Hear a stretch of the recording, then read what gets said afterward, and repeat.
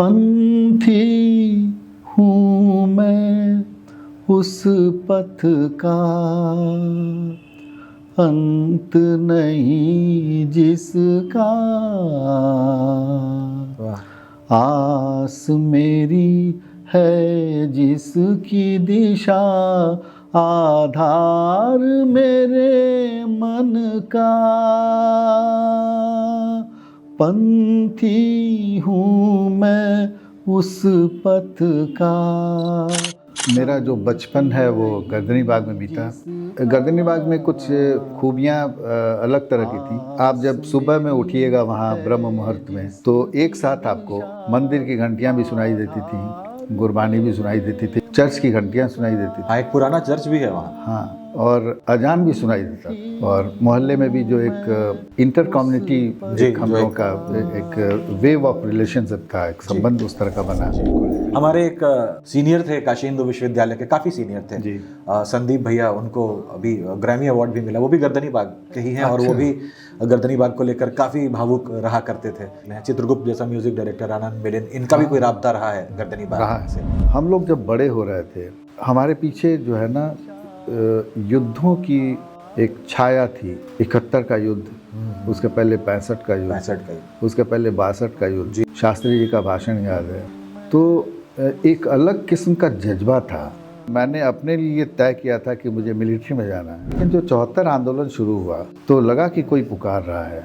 मैं आंदोलन से जुड़ गया। 1975 की 15 अगस्त को एक पैरेलल झंडोत्तोलन का कार्यक्रम था। हम लोगों को गिरफ्तार कर लिया गया और फिर कोतवाली ले जाया गया और हल्की पिटाई भी हुई थी। तो 8 अप्रैल को एक मौन जुलूस निकला था जेपी निवास से। उसका नेतृत्व जेपी ने किया खुली जीप में। और आगे जो चल रहा था, जो कारवां उनका, सबसे आगे फणीश्वरनाथ रेणु थे। क्या बात है। और मुंह पे पट्टी बंधी थी, हाथ पीछे बंधे थे। शुद्ध हृदय है बंद जुबान, ये नारे लिखे थे वहाँ। लेखन में होना एक बहुत जिम्मेदारी का काम है। बिल्कुल है। और वो इसलिए है कि आप समाज में जो मूल्य निर्माण की जो एक बहुत ही जटिल प्रक्रिया है, बहुत ही संश्लिष्ट और गहन प्रक्रिया है, उससे आप जुड़ रहे हैं। बच्चों के लिए काम करना जो है वो एक अलग तरह का अनुभव है जी। मेरा स्पष्ट मानना है कि आप चाहे जितना भी अच्छा काम कर रहे हो जी, अगर वो बच्चे के नज़रिए में पूरा नहीं उतर रहा है तो फिर आपका जो काम है वो एक तरह से अधूरा रहता है। हमारे यहाँ बड़े नामी गिरामी लोग हों, बच्चों के लिए नहीं लिखते। और बांग्ला जैसा बंगाली समाज है जी, उसमें किसी लेखक को तब माना जाता है कि ये मैच्योर हो गया, इसके लेखन में परिपाक है, जब वो बच्चों के लिए अच्छी रचना लिखता है। सब माना जाता है कि उसकी कल्पनाशीलता जो है वो किसी ऊंचाई पे पहुंच गई। मैं उस पथ का। नमस्कार, वेलकम, सुस्वागतम। जीवन के आपाधापी में बहुत कम ऐसे शख्स होते हैं जो कुछ वक्त खुद के लिए निकालते हैं और उसमें कुछ ऐसा रच जाते हैं शब्दों के सहारे, अल्फाज के सहारे, जो हम तक हमेशा बने रहते हैं। न केवल वर्तमान बल्कि भविष्य और भूतकाल की तरफ भी हमारी दृष्टि को लेकर जाते हैं। चाहे वो कविता की बात हो, चाहे वो कहानियों की बात हो, चाहे वो राजनीति की बात हो, इन सब से जुड़ा कुछ ऐसा दस्तावेज नुमा हमारे पास उनकी लेखनी की वजह से रह जाता है, जो कि न केवल एक सुंदर पढ़ने योग्य सामग्री के रूप में रहता है, बल्कि आप उसको रेफरेंस पॉइंट के तौर पर भी देख सकते हैं। ऐसे ही शख्स हमारे शहर के वरिष्ठ लेखक श्री शिवदयाल जी आज हमारे साथ उपस्थित हैं वॉइस ऑफ पीपल के सेट पर इस दिशा में बातचीत करने के लिए। बहुत बहुत स्वागत है सर आपका। बहुत बहुत धन्यवाद। ये कौतूहल का विषय है कि एक व्यक्ति जो रचनाशील है वो इतनी विधाओं में लिखता है। अब इसके पीछे कोई ना कोई कारण तो होगा, उस तक हम पहुंचेंगे, लेकिन उसके पहले ये जान लेना जरूरी है कि आपकी पृष्ठभूमि, विशेषकर पारिवारिक पृष्ठभूमि क्या रही है, आप कहाँ से आते हैं, और ये दर्शकों को अगर पता चले तो शायद आगे कृतियों पर बात करने में एक छवि मिले। जी, मैं मूलतः पटना का ही हूँ जी। वैसे मेरा जो पैतृक गांव है वो सिवान जिले में है। अच्छा। शीतलपुरा गांव है, मैरवा में। लेकिन मेरे पिताजी बहुत पहले गांव छोड़ चुके थे। अभी हालांकि हमारा संबंध बना हुआ है गांव से पूरी तरह, बहुत जीवंत, लेकिन वो पहली पीढ़ी के व्यक्ति थे जिन्होंने गांव से बाहर शहर की ओर रुख किया। तो मेरा जो बचपन है वो गर्दनी बाग में बीता, चूँकि पिताजी सेक्रेटेरिएट में थे जी, सचिवालय में। तो वहाँ हम लोगों का अच्छा खासा 22-23 साल का वहाँ एक निवास रहा। तो लंबा समय है। हाँ, काफ़ी लंबा समय है, बल्कि वहीं हम बड़े हुए और दुनिया को देखने की जो दृष्टि बनी जी, तो वो गर्दनी बाग में ही बनी। यहाँ पर मैं एक बात और कहना चाहूँगा और दर्शकों को बताना चाहूँगा, आपकी एक बड़ी प्रसिद्ध कविता भी है गर्दनी बाग के ऊपर, जो मैंने पढ़ा अभी हाल में, और शानदार कविता है। किसी देश को, किसी समाज को, किसी राज्य को दिखाने वाली बहुत सारी कविताएं मैंने पढ़ी हैं, लेकिन किसी मोहल्ले को दिखाने वाली इतनी डीप कविता। और मैंने सुना भी है कि गर्दनी बाग उस समय कल्चरली बड़ा रिच हुआ करता था, तो कुछ उसकी भी झलक अगर बताते चलें। और 100-125 साल के अंदर एक वहाँ एक जो परितंत्र का विकास हुआ था जी, वो जैव और वनस्पति दोनों मिलके, और मनुष्यों का जो संसर्ग, तो एक बहुत विलक्षण बात हुई थी वहाँ। तो वो चूँकि भंग होने वाला था, वो जो लय भंग होने वाली थी, तो इसकी पीड़ा बहुत घनीभूत होकर उस कविता में निकली है। अंत है गर्दनी बाग, जो लोगों को अच्छी लगी, पर्याप्त चर्चित हुई। 2012 में मेरा ख्याल है कि वो छपी थी जनसत्ता के वार्षिकांक में, और उसी समय ऐलान हुआ था कि गर्दनी बाग को डिमोलिश किया जाएगा। अच्छा, तो ये एक भारी सदमे की तरह था बिल्कुल ये समाचार मेरे लिए। और तब मैंने गर्दनी बाग को कहिए कि उसके बाद से एक नए नज़रिए से भी देखना शुरू किया जी, और उस देखने में एक मोहल्ले का जो विकास की जो परिपाटी अभी चल रही है, तो उसकी गाज गिरने वाली है किसी हरे भरे इलाके पर।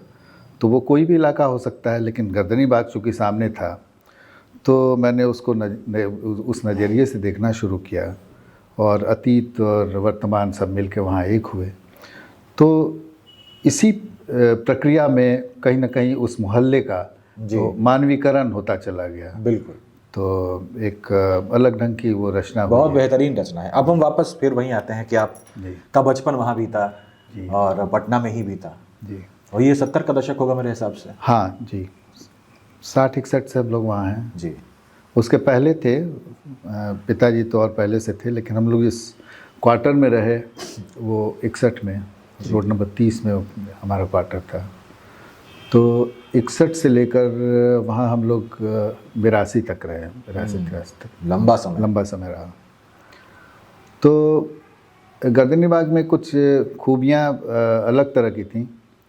जैसे आप जब सुबह में उठिएगा वहाँ ब्रह्म मुहूर्त में, तो एक साथ आपको मंदिर की घंटियाँ भी सुनाई देती थीं, गुरबानी भी सुनाई देती थी, चूँकि पंजाबी कॉलोनी, बिल्कुल चर्च की घंटियाँ सुनाई देती थी। हाँ, एक पुराना चर्च भी है वहाँ। हाँ, और अजान भी सुनाई देता था। अच्छा।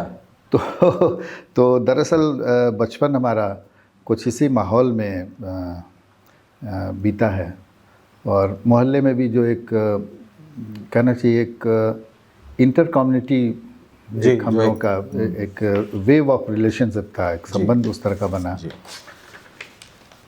तो बचपन इस मायने में खास था, बहुत वाइब्रेंट बचपन जिसको कहते हैं वो था, काफ़ी खुला हुआ इलाका और खेल कूद के लिए पर्याप्त जगह, बिल्कुल हरा भरा, ऊंचे ऊंचे लंबे लंबे पेड़। आज भी मुझे लगता है कि सबसे अधिक वेजिटेशन उसी इलाके में। हाँ, लेकिन अब तो बहुत खत्म, पहले से बहुत कम हुआ, बहुत ख़त्म हुआ। तो ये पूरी पृष्ठभूमि है।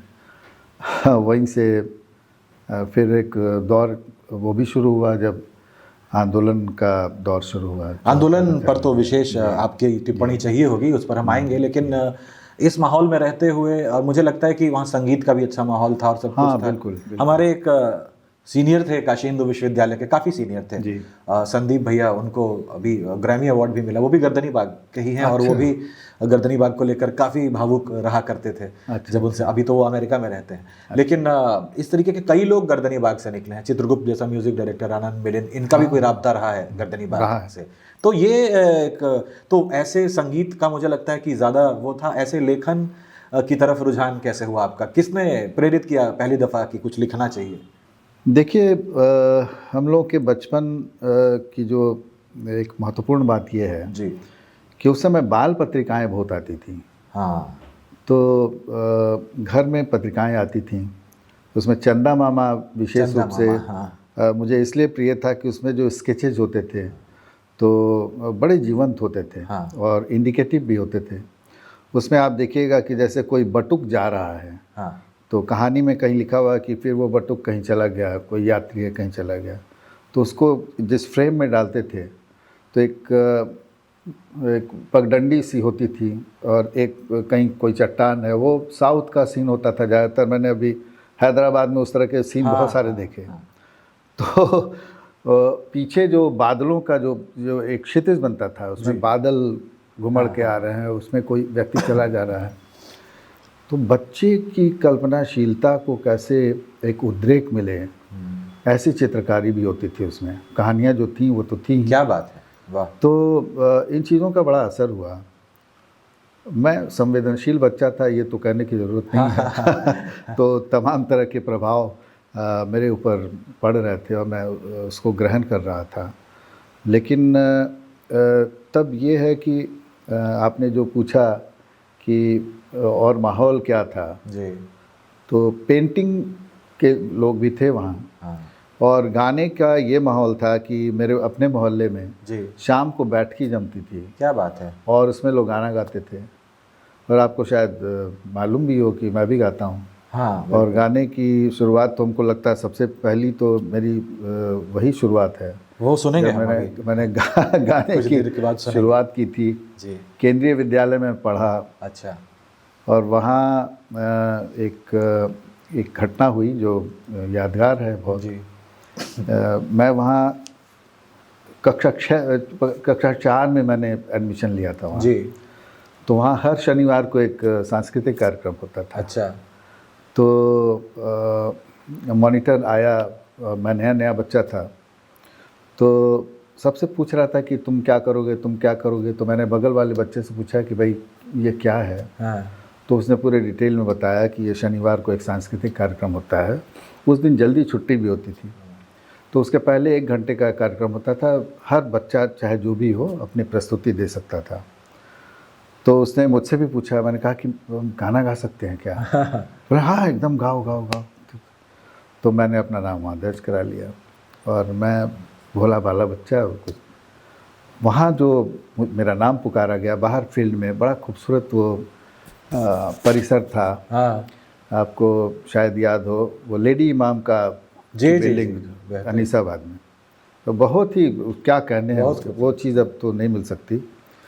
तो वहाँ पर जो फंक्शन शुरू हुआ तो मेरा नाम पुकारा गया, गाने के लिए कहा गया। तो उस समय जो सबसे एक पॉपुलर एक जो गाना था, ये मेरा प्रेम पत्र पढ़कर, 2-4 लाइनें सुने तो मजा आया। अरे उस माहौल में चलते हैं। वो अभी थोड़ा ये उस तरफ भी चलेंगे। हाँ, तो वो गाना मैंने शुरू किया। तो मैं छोटा बच्चा और गाना बड़ों का गाना, तो उसमें मेरी हूटिंग हो गई। अच्छा, हूटिंग मतलब ये नहीं कि जो सीनियर बच्चे थे वो अचानक हंसने लगे। तो उसके बाद मैंने रोना शुरू कर दिया वहाँ। अच्छा, हूटिंग मुझसे बर्दाश्त नहीं हुई। साक्षात्कार। हाँ, तो ये एक अजीब स्थिति हुई मेरे लिए। और उस समय मेरा ख्याल है प्रिंसिपल साहब थे RK सिंह, बड़े वो वात्सल्य वाले व्यक्ति थे। गाओ बेटा, बहुत अच्छा गाते हो तुम तो, और क्या, लेकिन हम कहाँ फिर गाने वाले थे। तो उस घटना का जो भी साक्षी होगा आज की डेट में, उसको वो घटना याद होगी। क्योंकि उसके बाद मैं एक मजाक का भी एक होता ही है विषय बना और बच्चे मुझे चढ़ाते थे, दोस्त चढ़ाते हैं। तो गाने का था, वहाँ लोगों के पास इंस्ट्रूमेंट हुआ करते थे, कुछ म्यूजिकल ग्रुप्स थे। और उनका प्रोग्राम होता था, ऑर्केस्ट्रा था कुछ लोगों का। तो ये बहुत ही कह सकते हैं कि वो सांस्कृतिक रूप से भी बहुत बहुत समृद्ध इलाका था। जी जी। दूसरी ओर एक और चीज़ थी कि वो दूसरे कारणों से भी बहुत कुख्यात भी था। हाँ। करनी बात जो जिसके बारे में भी चर्चा करना जी, बहुत ज़रूरी नहीं। जी। तो गर्दनी बाग मेरा औरा ही हिंगना है। हाँ, क्या बात है, ये बहुत सुंदर बात कही आपने। और आई हिंगना तो फिर भी ग्रामीण परिवेश है, यहाँ आपका वो बैकग्राउंड अर्बन हो जाता है। हाँ, तो ये settings अर्बन है, लेकिन है तो हाँ, वहाँ से बिल्कुल जो सेंसिबिलिटी मेरे अंदर जो विकसित हुई, जी, मैं मानता हूँ कि उसमें उस इलाके का बहुत बड़ा योगदान है। ये तो उस वक्त की बात हो गई, बचपन की होगी। और जैसे फ्रेमिंग होती है बच्चों के मानसिकता की, इमोशनल या सोशल, वो वहाँ से मिला आपको। और 60 के दशक से आपने वहाँ रहना शुरू किया, और 70 के दशक में जब पूरे देश में उथल पुथल थी और एपी सेंटर हमारा राज्य कहें, हमारा शहर ही था। मैं जेपी आंदोलन की बात कर रहा हूँ, जिसपे काफ़ी बेहतरीन काम है आपका। आप उस समय युवा भी रहे होंगे, और अब तो आप शरीक भी रहे। बच्चा ही था मैं तो, एक तरह से किशोर था। 15 साल 10th मैट्रिक में मैं पढ़ता था। तो मैं सबसे पहले तो ये चाहूँगा कि अभी जो यंग लिसनर्स हमें सुन रहे हैं, जो नए बच्चे, वो इस को जाने कि वो आंदोलन था क्या और किस वजह से हुआ, और आम लोगों पर या आप जैसे किशोरों पर उसका क्या प्रभाव पड़ रहा था। देखिए, उस समय इसकी पृष्ठभूमि को भी जानना थोड़ा चाहिए जी। हम लोग जब बड़े हो रहे थे जी, तो हमारे पीछे जो है ना युद्धों की एक छाया थी। 71 का युद्ध, उसके पहले 65 का युद्ध, उसके पहले 62 का युद्ध। 62 का युद्ध मुझे याद नहीं है, 65 का याद है। शास्त्री जी का भाषण याद है। क्या बात। तो एक अलग किस्म का जज्बा था, देशभक्ति वाला। हाँ, कि हमको कुछ करना है, ये अपने देश के लिए, अपने देश के लिए कुछ करना है जी। तो वो बिल्कुल ही वो मानस अलग होता है।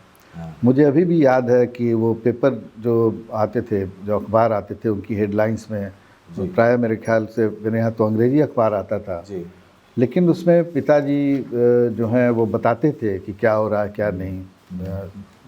और उसमें कितने हमारे टारगेट जो है हमने अचीव किए 65 के, और बाद में 71 के। तो 71 का तो उसकी स्मृति बहुत साफ है जी। वो तो ऐसे माहौल में जबकि मैंने अपने लिए तय किया था कि मुझे मिलिट्री में जाना है। अच्छा। ये उस समय आपका और हाँ, उस समय था कि चूँकि मेरे एक भाई एयरफोर्स में थे, चचेरे भाई, तो उनकी चिट्ठियाँ आती थीं और बड़े ओज वाली चिट्ठियाँ। तो एक मेरे मन पे था, अंदर अंदर कहीं कोई तमन्ना थी कि मैं भी फौज में सेना में जाऊँगा, सेना में होता। लेकिन जो 74 आंदोलन शुरू हुआ तो पहले तो कुछ समझ में नहीं आया, और मेरी उम्र भी उतनी नहीं थी जो उतनी चीज़ें समझ, लेकिन फिर भी चूँकि मैंने कहा कि एक बैक ऑफ द माइंड में बहुत सी चीज़ें चलती रहती थीं, तो लगा कि कोई पुकार रहा है, कोई पुकार है, कोई आवाहन है, क्या कह रहा है, वो आवाज़ सुनी जानी चाहिए।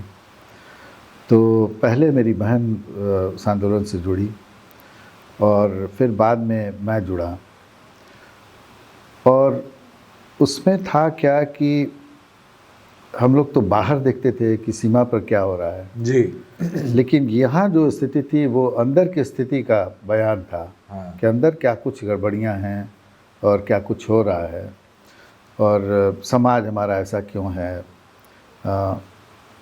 ऐसी अमानवीय स्थितियाँ कुछ लोगों के जीवन में क्यों हैं, बिल्कुल, जो हाशिए पर हैं, जो वंचना में जी रहे हैं, भेदभाव जिनको सहना पड़ता है। तो इन तमाम जो प्रश्नों से सामना हुआ वो आंदोलन के समय हुआ कि आखिर बात क्या है। तो फिर बाद में तो उस आंदोलन की जो याद है, 18 मार्च को उस दिन लूटपाट और हिंसा की घटनाएं हुई थीं, और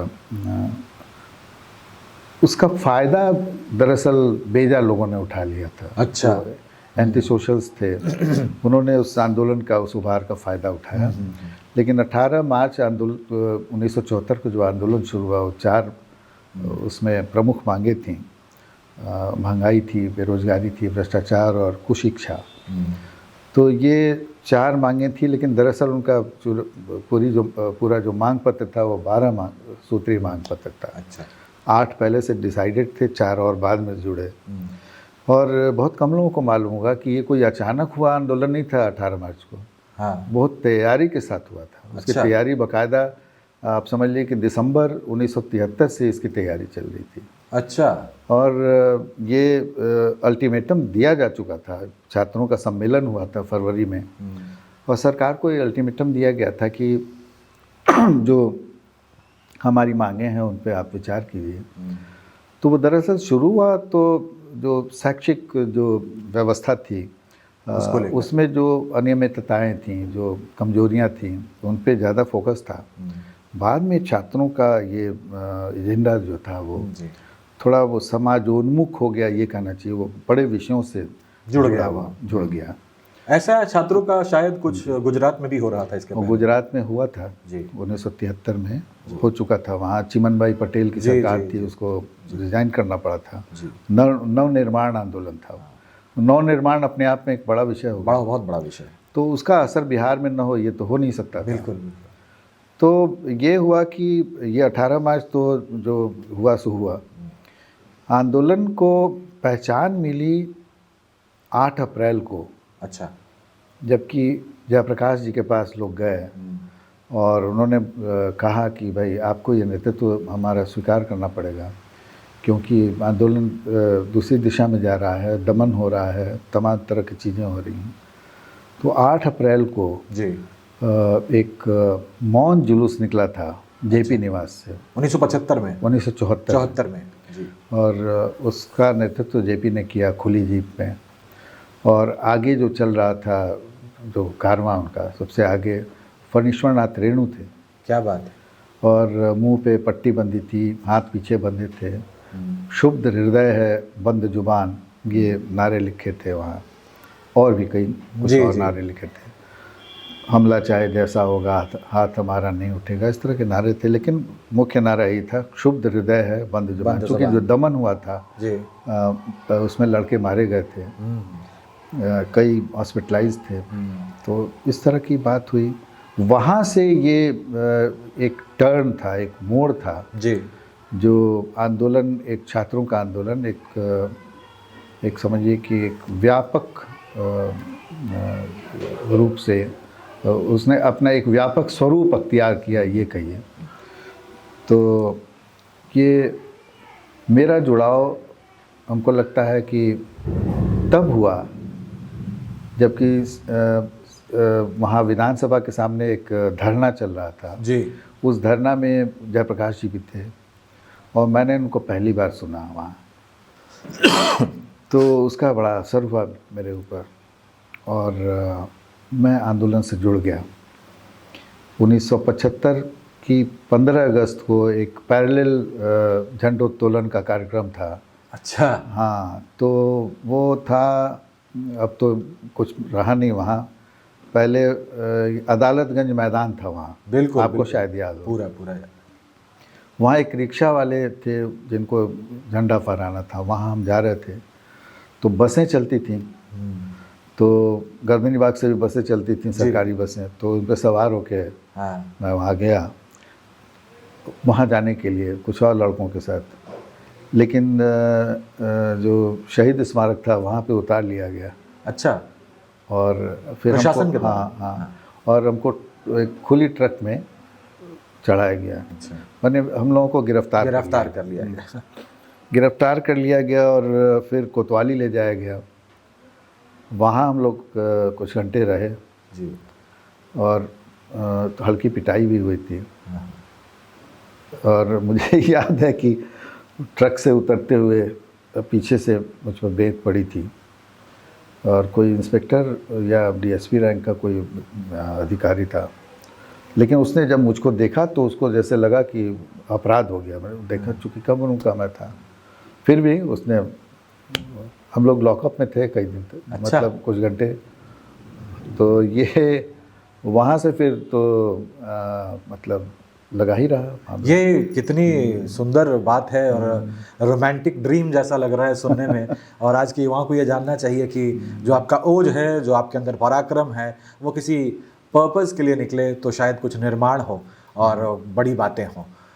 ये एक गद्यकार की, एक कवि की, एक पॉलिटिकल थिंकर की शुरुआत हो रही थी इन घटनाक्रम में ऐसे जगहों पे, क्योंकि आपने इन सब चीज़ों में लिखा, आपने गद्य भी लिखा है, आपने कविताएं भी लिखी हैं और आपने पॉलिटिकल थिंकर के तौर पर जेपी मूवमेंट पे आपने कई किताबें लिखी हैं और समग्र रूप से लिखी हैं, मतलब वो दस्तावेज की तरह है। तो उन पर भी हम बातें करेंगे। लेकिन सबसे पहली विधा जिसने आपको छुआ लेखन के क्षेत्र में वो कौन सी थी? मुझे जहाँ तक याद है सन 75 की बात होगी। मैट्रिकुलेशन के एग्ज़ाम के बाद मैं बोकारो गया था, जहाँ मेरे भैया रहते थे जी।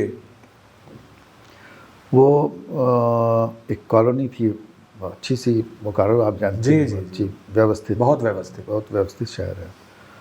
तो वहाँ जो शामें होती थी हाँ। तो चहल पहल शाम में थोड़ी बढ़ती थी। जी, जी। बाकी तो कामकाजी लोग थे। जी। तो एक शाम मैं बाहर बैठा था गार्डन चेयर पे और सूरज ढल रहा था, रात हो रही थी। तो वो एक कहिए कि मेरे मन में कोई भाव उमड़ा। हाँ। वो एक कविता बनी। अच्छा। वो कविता थी, और शाम ढल गई, झिलमिलाने लगे तारे सारे, पूरी तरह हमको याद नहीं आ रहा है। जी, जी, जी। लेकिन इस तरह की एक कविता बनी। लेकिन वो एक ऐसी उत्तेजना थी प्रथम रचना की। अच्छा, वो जो कि मैं कह सकता हूँ कि उसी उत्तेजना को बार बार दोहराने का जी। एक कहिए कि अंदर से मेरे अंदर जो एक भावना बनी, या एक मैं उस ओर प्रवृत्त हुआ कि मैं उसको दोहराऊं, वो उसी रोमांच को। जी, जी, तो लिखने का जो रोमांच है जी, वो क्या होता है, वो कविता के ही कविता के माध्यम वो से। पहली विधा कविता ही थी जिसने आपको छुआ और कविता ही पहली चीज़ थी रचना के तौर पे जो आई। लेकिन बाद में मैं युवाणी से जुड़ा। जी। कुछ बच्चे मोहल्ले के जाते थे वहाँ, बल्कि एक ही बच्चा जाता था। तो मुझे हुआ कि मुझे भी जाना चाहिए, और मैं कविता लिख चुका था एक। हाँ, तैयार थी, शाम ढल रही थोड़ा है। आत्मविश्वास। जी। तो वहाँ मैं जो जुड़ा, तो ऐसा नहीं था कि मैं सिर्फ कविता लिख के गया है। मैंने वहाँ कुछ लेख भी लिखे। अच्छा। वो सुनाया। कुछ कहानियाँ भी मैंने लिखी छोटी छोटी। एक मुझे याद है कि कुछ व्यंग रचनाएं भी मैंने लिखी थी। अच्छा, कोई भी विधा छोड़ा नहीं आपने? हाँ, तो उसी समय जो है ये सब कुछ एक ही साथ आया। क्या बात है। तो लेकिन कविता मैंने निरंतरता में लिखी, और निबंध बहुत मैंने निरंतरता में लिखी। ये मैं अभी बताना चाहूँगा सबको, ये रचनात्मकता का प्रस्फुटन जो है, या किसी भी परफॉर्मेंस का जो पॉइंट ऑफ इनिशिएशन होता है साहित्य की भाषा में, मैं इसको कई बार पहले भी बता चुका हूँ, मैं फिर से दोहराना चाहता हूँ ताकि जो यंग लिस्नर सुन रहे हैं उनके जहन में ये बात रह जाए। इसको एपिफेनी कहते हैं। एपिफेनी किसी भी रचनाकार, किसी भी खिलाड़ी, किसी भी रचनात्मक व्यक्ति के जीवन का वो क्षण होता है, कुछ घटनाओं का वो एक चेन होता है जो उसको ये आभास दिलाता है कि तुम रच सकते हो, तुम लिख सकते हो। और जैसा कि आपने बड़ी खूबसूरती से बताया कि उस रोमांच को बार बार दोहराने की इससे सुंदर और कोई परिभाषा नहीं हो सकती है एपिफेनी की। तो वो आपने कविताओं के माध्यम से जाना और युगवाणी में जोड़कर आप लगातार वहाँ ये सुनाते रहे, निबंध लिखते रहे। निबंध लेखन एक अद्भुत विधा है जो शायद अंग्रेजी से आई है हमारे हिंदी में। मैं ये मानता हूँ क्योंकि मैं अंग्रेजी साहित्य का छात्र रहा हूँ, और जब तिथियों की तुलना करता हूँ तो ललित निबंध बहुत बाद में हमारे यहाँ प्रचलित हुए, और आपका निबंधों पर बड़ा अच्छा हस्तक्षेप है और कमांड भी है। तो उस विषय पर भी हम बात करना चाहेंगे। तो ये कविता से शुरुआत हुई, तो ये जो ताक पर दुनिया ये 2004 में निकल कर, इतना लंबा वक्फा 2024 में ये इतना लंबा वक्फा उस शाम ढलने वाली कविता से लेकर यहाँ तक, ये थोड़ी अजीब बात जरूर है जी। लेकिन देखिए, कविता को लेकर मैं संजीदा भी बहुत रहा जी। और मैं तलाश में था कि मेरा संग्रह कब जी एक संग्रहणीय कोई किताब कब तक बनती है कविता की। तो उसके लिए मुझ में एक संकोच भी था, ये भी कह सकते हैं। और इस बीच हुआ क्या कि चूँकि मैं कविता विधा में नहीं बंधा हुआ था, तो मैंने कहानियाँ भी बहुत लिखी। जी जी जी। और बहुत तो नहीं लिखी, कुछ ही लिखी। और आपको ये भी बता दूं कि मेरी जो प्रथम प्रकाशित कथाकृति है वो उपन्यास है, कहानी नहीं है। अच्छा। जैसे उपन्यास मेरा चिंते पलछिन है, जी जी, वो 1993 में छपा। लेकिन मेरी पहली और दूसरी कहानियाँ छपी धर्मयुग में, जो 94 में छपी। अच्छा। और 94 और 95 में। वाह। तो इस बीच क्या हुआ कि कहानियों में मैं ज़्यादा रमा थोड़ा, और लेख तो मैं लिखता ही था जी। तो कविता जो है वो लिखते हुए भी वो किताब की शक्ल में नहीं आ पाई कविताएं मेरी। वो इसलिए भी कि कविता को लेकर मैंने कहा कि एक संकोच भी रहा। लेकिन और यदा-कदा कविता किसी मेरे लिए थोड़ी बहुत पर्सनल किस्म की चीज़ भी है। लेकिन ये छपती तो रही होंगी कभी-कभी किसी हाँ, कभी-कभी छपी हैं पत्रिकाओं में या हाँ हाँ अखबारों हाँ, में। बिल्कुल बिल्कुल। वो आत्मसंवाद की तरह मैंने कहा है कहीं जी जी। कि वो कविता रही है। तो उसके प्रति लगाव होते हुए भी जैसे एक विचित्र किस्म का एक पजेसिवनेस कह सकते हैं कि उसको लेके रही। कविताएं मेरी छपी और कुछ कविताओं का अनुवाद भी हुआ। जी। जैसे मेरी एक कविता छपी थी जनसत्ता में, शरणार्थी बच्चा, जो एक सीरियन जो बच्चा मिला था अलाइन कुर्दी, जी जी जी, उसके ऊपर, और उसका अनुवाद किया था उषा मेहता जी ने, जो बहुत प्रतिष्ठित मराठी कवित्री हैं। बिल्कुल। तो वो वहाँ दीपावली अंक में छपा था, वो रचना छपी थी। तो ऐसा नहीं था, कविताएं मेरी छपती रहती थी, जनसत्ता में भी छपी और भी जगह छपी। लेकिन ये ज़रूर हुआ कि इसके एक संग्रह का रूप लेने में काफ़ी समय लग गया। लंबा अंतराल है और काफ़ी लंबा अंतराल है। बाहर झमाझम बारिश हो रही है और हम वॉइस ऑफ पीपल के सेट पर बैठे हैं वरिष्ठ लेखक शिवदयाल जी के साथ और बातें हो रही थी कविताओं की। तो सर, ताक पर दुनिया जो आपका कविता संग्रह, जो कि काफ़ी लंबे अंतराल के बाद आया, और आपने उसमें अपनी बातें भी बताई कि कविता एक पर्सनल चीज़ रही आपके लिए। गाहे बगाहे आप छपते भी रहे पत्रिकाओं में और अखबारों में, लेकिन एक संग्रह के रूप में इस कोने में काफ़ी वक्त लगा, जिसके पीछे की कारण जो भी रहे हों आपने बताए अभी। तो ताक पर दुनिया लिखते समय क्या आपके जहन में, आपके दिमाग में कोई टारगेट ऑडियंस था, या फिर वहाँ भी सिर्फ आपको अपने पर्सनल अभिव्यक्ति से मतलब थी? देखिए, कविता एक बिल्कुल अलग तरह का काम है। कविता लिखना विशिष्ट कर्म, और जो कवि होता है वो एक सचमुच बहुत विशेष नागरिक होता है जी। और वो कहा जाता है जो काव्य चेतना होती है वो सब किसी को मिलती नहीं। बिल्कुल। यहाँ तक कहा जाता है कि एक कविता जो है वो समझिए कि एक ईश्वरीय कृपा है जी। कविता, अगर एक अच्छी कविता अगर आप लिख लें तो वो इस कारण से है कि कविता का जो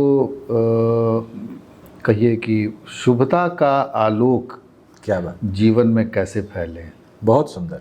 कवि की जो मूलभूत चिंता है, जहाँ से उसकी रचना प्रस्फुटित होती है, वो यही है, शुभता का आलोक। जो हमारे यहाँ शुभत्व है जी, उसका आयतन समाज में कैसे बढ़े, उसका क्षेत्रफल कैसे बढ़े। बहुत सुंदर बात। तो इसीलिए कविता लिखना एक बहुत विशेष कर्म है जी। वही जो रचनाशीलता है, वही जो काव्य चेतना है जी, वो जब और प्रसार पाती है तो वो अन्य विधाओं में वो व्यक्त होती है जी। मूलभूत चेतना है वो जी। तो इसीलिए मैं मानता रहा हूँ कि लेखन में होना एक बहुत जिम्मेदारी का काम है। बिल्कुल है।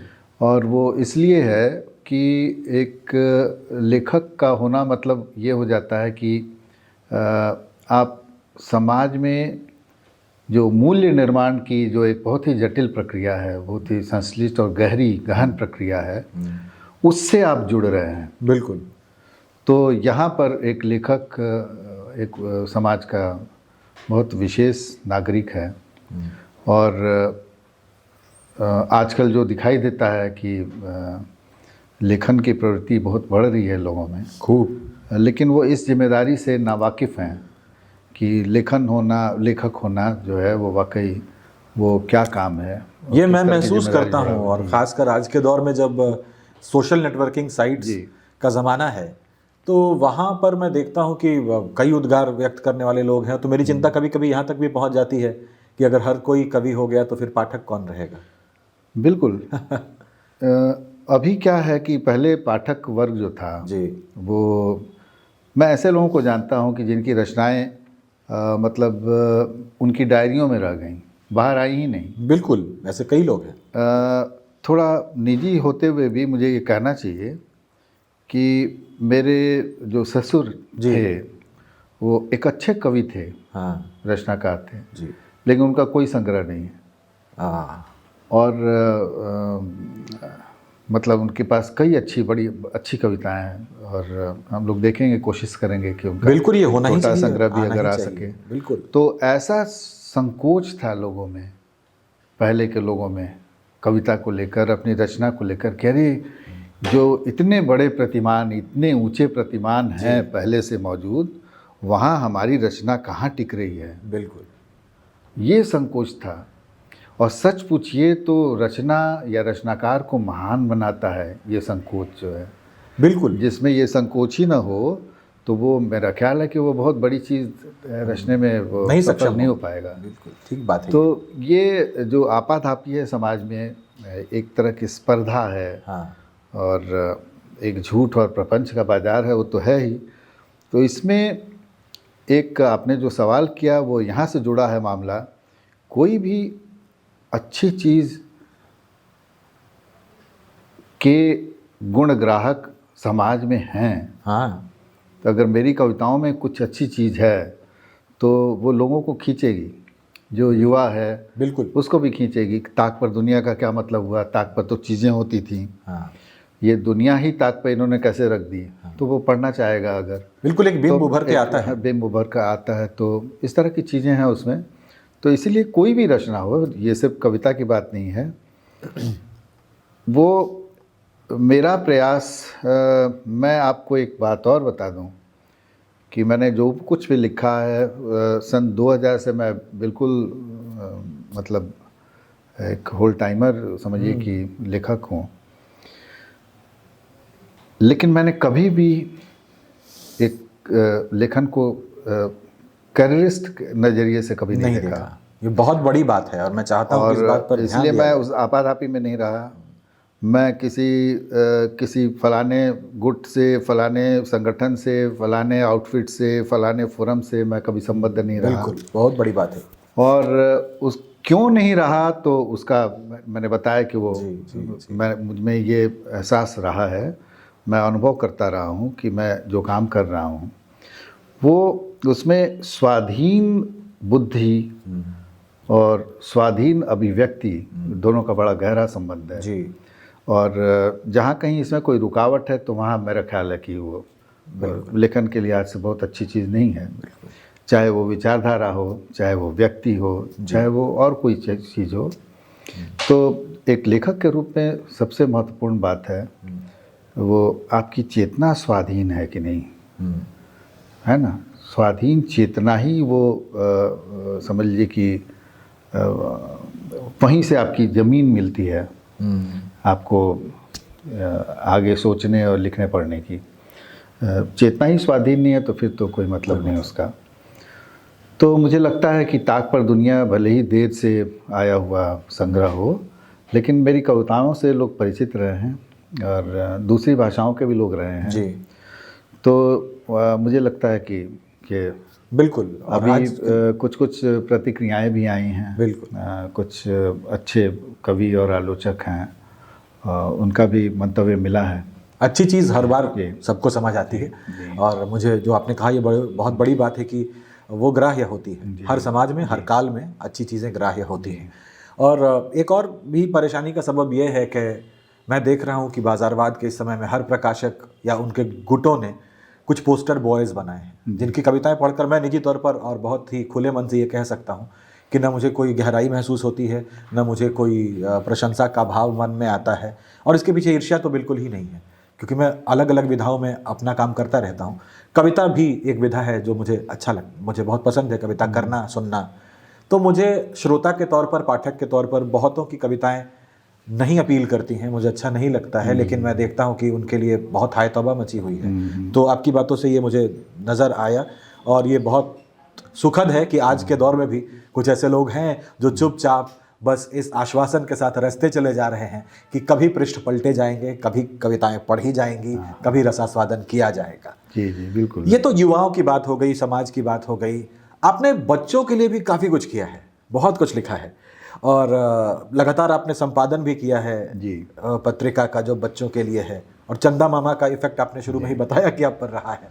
तो आपको क्या लगता है कि आज का ये जो जनरेशन, आज की जो पीढ़ी है जो अपने आप को जेन ज़ी कहती है ये किताबों से थोड़ी तो विमुख हुई है, तो क्या हमें कुछ ऐसा प्रावधान करना चाहिए कि ये पढ़ें, भले ही सोशल नेटवर्किंग साइट्स पे पढ़ें, डिजिटल दुनिया में पढ़ें, या फिर अब भी वो किताबों की शक्ल में अक्षर इनके साथ पहुँचे, इनके पास पहुँचे, ये ज़रूरी है? देखिए, बच्चों के लिए काम करना जो है वो एक अलग तरह का अनुभव है जी अलग किस्म की प्रतिबद्धता की भी मांग करता है जी। बच्चों के लिए काम करना। जी मेरा स्पष्ट मानना है कि आप चाहे जितना भी अच्छा काम कर रहे हो, जी अगर वो बच्चे के नज़रिए में पूरा नहीं उतर रहा है तो कल का भविष्य वही है। बिल्कुल। तो फिर आपका जो काम है वो एक तरह से अधूरा रहता है। बिल्कुल। तो आप जो भी मूल्य आप देना चाहते हैं समाज को, जी जी। तो उनसे आपकी जो एकदम जो नई पीढ़ी है, नवजात पीढ़ी है, वो आपको कल किस तरह से देखेगी, आप आज उससे किस तरह से जुड़ रहे हैं, बहुत जिम्मेदारी का। तो ये इसीलिए बच्चों के लिए काम करना बहुत जिम्मेदारी का काम है। बच्चों के लिए काम करने का मतलब होता है कि आपको एक बच्चे की नज़र से दुनिया को देखना है, जगत व्यापार को देखना है। तो ये बड़ा, इसीलिए मैंने कहा बहुत चुनौती भरा काम है ये। और सिर्फ इसीलिए देखिएगा कि अच्छी बाल रचनाओं का अभाव दिखाई देता है। मैंने तो बहुत संपादन का काम किया है इसमें, तो दिखाई देने का कारण यही है कि कुछ लोग जो बच्चों के लिए कुछ तुकबंदी वगैरह कर लेते हैं या कोई हल्की फुल्की चीज़ लिख के वो सोचते हैं कि ये मेरी रचना मुकम्मल हो गई, लेकिन दरअसल बच्चों के लिए बहुत मुश्किल है लिखना, बहुत, और बहुत कम जेन्युइन लेखक हैं। जेन्युइन लेखक तो समाज में वैसे भी कम है जी। बच्चों के लिए लिखने वाले जेन्युइन लेखक और भी कम है। तो ये एक चुनौती है। जबकि बाकी भाषाओं में मैं देखता हूँ, मैं कह सकता हूँ कि बाल साहित्य का बड़ा महत्व बहुत है, और हमारे यहाँ भी अच्छा समृद्ध साहित्य है, लेकिन ये कमी ज़रूर है जी। उसकी एक वजह और है जी। हमारे यहाँ बड़े नामी गिरामी लोग हों, बच्चों के लिए नहीं लिखते। और बांग्ला जैसा आप देखिएगा, जो बंगाली समाज है जी, उसमें किसी लेखक को तब माना जाता है कि ये मैच्योर हो गया, इसके लेखन में परिपाक है, जब वो बच्चों के लिए अच्छी रचना लिखता है। तब माना जाता है कि उसकी कल्पनाशीलता जो है वो किसी ऊंचाई पे पहुंच गई है। सारे बड़े तो बच्चों की आंख से दुनिया को देख सकता है। सारे बड़े लेखक जो हुए, फिल्मकार जो हुए जी, सत्यजीत रे, उनके सुकुमार रे, उनके फादर जो थे, बिल्कुल वो तो बड़े रचनाकार थे बच्चों के। तो ये तमाम कई पीढ़ियां हैं। गुरुदेव के भी गोपी आयन बागाबान, उनकी तो पूरी बाल रचनाएं हैं मेरी देखी हुई। बिल्कुल। और ये जो, इसीलिए मैंने कहा कि बच्चों के लिए काम करना एक बहुत ही, वो भी मैंने कहा कि जो आप समाज के लिए काम करते हैं, चाहते हैं कि कोई सार्थक बदलाव हो और सच में शुभत्व का आयतन बढ़े समाज में, ये बहुत बड़ी बात है। तो उसके लिए आपको बच्चों तक पहुंचना चाहिए। बिल्कुल, वो बहुत चाहे वो पार्ट है। हाँ, किसी माध्यम से पहुंचिए, नाटक के माध्यम से पहुंचिए, फिल्मों के माध्यम से पहुंचिए, साहित्य के माध्यम से पहुंचिए, कविता के माध्यम से पहुंचिए।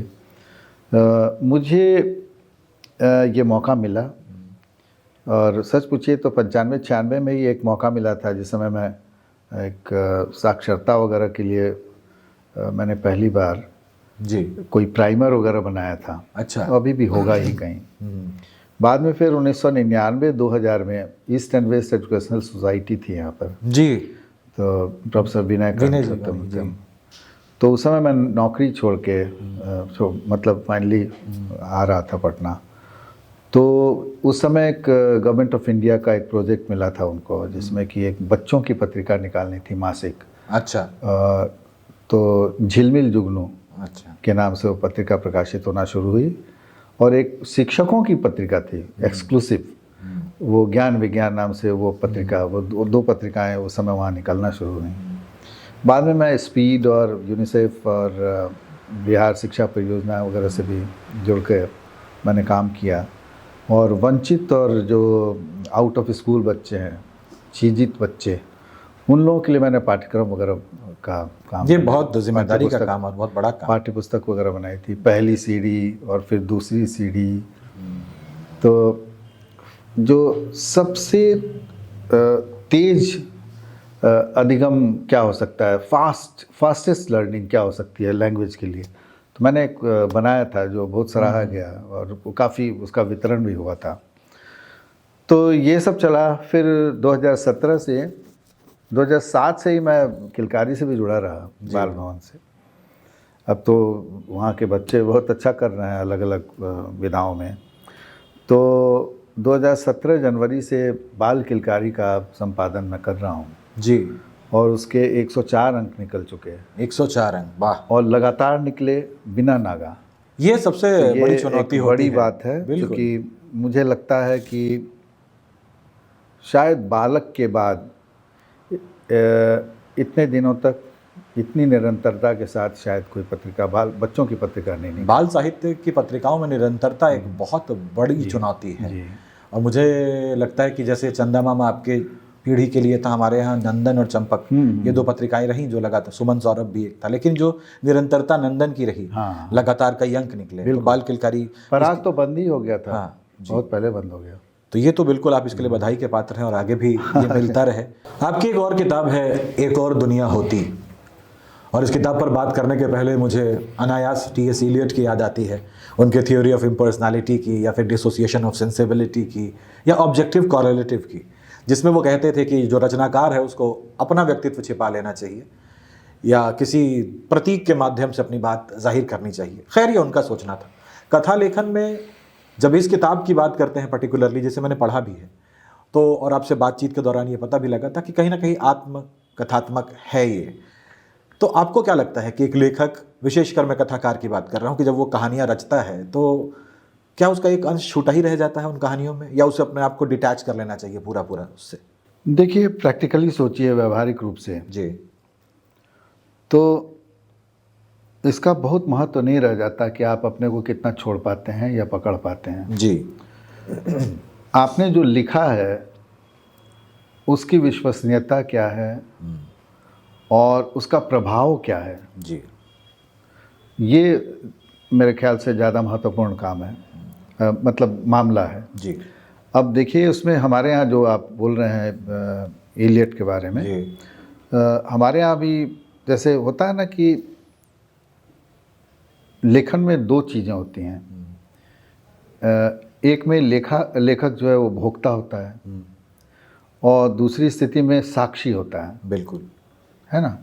तो हमारे यहाँ भी ये माना जाता है कि ये ऐसा द्वैत नहीं है जो कि माने आपस में मिलना ही नहीं चाहिए। वाह। है ना, ये संभव ही नहीं है। और ऐसा भी नहीं कि वरेण्य। तो इसमें है क्या कि कोशिश ये होती है लेखक की कि उसका साक्षी भाव जो है वही लेखन में प्रमुखता पाए, साक्षी भाव प्रबल रहे। हाँ, वो प्रबल रहे, और जो भोक्ता भाव है वो पीछे रहे। क्योंकि देखिए, आपको भोगना तो पड़ता है कुछ लिखने के लिए, पीछे रहे अगर आपने भोगा नहीं तो फिर लिखना संभव नहीं है। ठीक बात। किसी न किसी तरह से आप भोगते हैं, आप दूसरे के अनुभवों को भी तो भोगते हैं ना। बिल्कुल। तो इसी में देखिए, इसमें दो तरह की चीज़ें होती हैं। एक आदमी का फर्स्ट हैंड एक्सपीरियंस होता है, प्रत्यक्ष अनुभव, मेरे साथ कुछ घटा। लेखक की काबिलियत वहाँ है कि उनके साथ जो घटा उसको मैंने अपने ऊपर घटा के देखा, जिसको कहा जाता है परानुभूत को स्वानुभूत बना के बहुत लिखना। सुंदर बात, बहुत तो सुंदर। इसलिए इस उपन्यास में जो कुछ है मेरा देखा हुआ है। साक्षी भाव इसमें सबसे ज़्यादा प्रबल है जी। कहीं कहीं भोक्ता भाव भी है, लेकिन मैं यही कह सकता हूँ, आपको लग सकता है ऐसा कि ये इसमें आत्मकथा की जैसी कोई चीज़ है, सच पूछिए तो वो नहीं के बराबर है। साक्षी भाव ही प्रबल रहा है। साक्षी भाव ही प्रबल है, क्योंकि जो परिस्थितियाँ भी हैं ना जी। तो अब कोई देखी जगह है आपकी जहाँ आपने कुछ काम वाम किया हो, तो बस वहीं तक है कि वो देखी जगह है। कुछ ऐसे दृष्टांत हैं जी, कुछ ऐसे अनुभव हैं जो वहाँ निथर कर उस उपन्यास में आ गए हों, होता ही है। लेकिन वो जैसे मान लीजिए वहाँ जो ज़मीनी आंदोलन के दृश्य हैं, जी जी जी जी, तो कई दृश्य हैं जो मैंने प्रत्यक्ष नहीं देखे। जैसे मैं वहाँ नहीं गया था उस जुलूस में, जो यहाँ पिपरा कांड हुआ था एक, और बहुत भयानक था, उसमें लोगों को जिंदा जला दिया गया था। तो वहाँ का जो पूरा दृश्य है वो क्या था, मैंने किसी से सुन के लिखा। जो वहाँ और लोग गए थे तो उन्होंने बताया, तो वो मुझे पूरी मेरी चेतना में, मेरी कल्पना में वही बात आती है जो वहाँ देखा गया था। तो इसीलिए जैसा कि मैंने कहा, लेखक को साक्षी भाव ही साधना चाहिए, बिल्कुल, लेकिन वो बिना भोगता हुए नहीं हो सकता। ठीक बात। भोगता होना भी लेखन की वो शर्त है कि आपको भोगता भी। खैर, मैंने ये प्रश्न पूछकर और इसके ऊपर इतनी बातें करके दर्शकों और श्रोताओं का कौतूहल तो बढ़ा ही दिया है, लेकिन निराश होने की आवश्यकता नहीं है। इस किताब पर, यानी कि एक और दुनिया होती पर, एक विस्तृत चर्चा हम वॉइस ऑफ पीपल पे करेंगे। शिव दयाल जी खुद उपस्थित होंगे और उन्हीं से सुनेंगे इस पूरे रचना कर्म के बारे में। तो ये बातें तो जारी रहेंगी। अब इसे बाल हट कहें, छोटे भाई का हट कहें, आप हमारे बड़े हैं, आपसे हम सीखते रहे हैं, आपको पढ़ते रहे हैं, और काफ़ी बातें हमने लंबी की और कई दौरों से गुजरे आपकी बातों के ज़रिए। लेकिन एक चीज़ जो अभी तक यहाँ ठिठक रही है वो आपके बचपन का जो जिक्र था, जब आपने गाना गाया था और वो बीच में रोकना पड़ा था। हम बिल्कुल नहीं रोकेंगे और हम चाहेंगे कि आप कुछ तो गुनगुनाएं, ताकि मैं बहुत गंभीर और बहुत खुशी के भाव से बताना चाहता हूँ दर्शकों और श्रोताओं को कि एक लेखक जो इतना गंभीर लेखन करता है वो कितना अच्छा गायक भी हो सकता है। तो वो पक्ष भी आपका थोड़ा उजागर हो, ये बड़ा अच्छा होगा हम सबके लिए। तो 2 ही पंक्तियाँ सही, कुछ तो गुनगुनाएं। आपने तो बहुत पशुपेश में डाल दिया, लेकिन आपका आग्रह मानना पड़ेगा।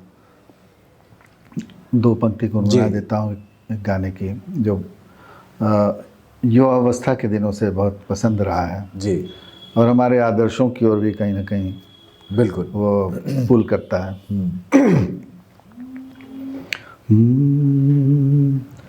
पंथी हूँ मैं उस पथ का, अंत नहीं जिसका, आस मेरी है जिसकी दिशा, आधार मेरे मन का। पंथी हूँ मैं उस पथ का, अंत नहीं जिसका, आस मेरी है जिसकी दिशा, आधार मेरे मन का। पंथी हूँ मैं उस पथ का। बेहतरीन, काफ़ी खूबसूरत गीत सुना हमने, और आपको देखकर, सुनकर, आपसे बातें करके हमने भी बहुत कुछ सीखा है, सीखते रहे हैं। और अभी हमने एक और दुनिया होती के विषय में कौतूहल भी जगा दिया है, और ये वादा भी किया है दर्शकों और श्रोताओं से कि हम वॉइस ऑफ पीपल के सेट पर बहुत विस्तृत चर्चा करेंगे उस पुस्तक को लेकर भी। और बाकी बहुत सारे दौर हम गुजर कर आए अभी आपके साथ बातचीत करते समय। एक दफ़ा इनके विषय में एक लेख लिखते समय मैंने लिखा भी था कि किताबें आईना होती हैं माजी का। तो जिस कालखंड में हम नहीं थे, जिस आंदोलन का जिक्र सुनकर हम सब बड़े हुए, मैं जेपी आंदोलन की बात कर रहा हूं, अगर उसको समग्र रूप से समझना हो तो जाहिर तौर पर मेरे हिसाब से सबसे विश्वसनीय अगर कुछ दस्तावेज के रूप में उपलब्ध है तो वो शिव दयाल जी की किताबें हैं। इस वीडियो के डिस्क्रिप्शन लिंक में उन किताबों के साथ साथ इनकी बाकी की कृतियों का भी लिंक है, आप सब ज़रूर पढ़ें और मैं ये दावा कर सकता हूँ कि बहुत कुछ सीखने, समझने और जानने को मिलेगा। तो बहुत बहुत धन्यवाद यहाँ उपस्थित रहने के लिए, हम सबको फिर से प्रेरित करने के लिए और ये बताने के लिए कि जीवन के आपाधापी में कुछ शब्द खुद के लिए संजो कर रखें तो हम अगली पीढ़ी को बहुत कुछ दे सकते हैं। आप सब भी अपना ख्याल रखें, कुछ शब्द संजोएं। हम फिर मिलते हैं अगले एपिसोड में ऐसी ही बातों के साथ। धन्यवाद।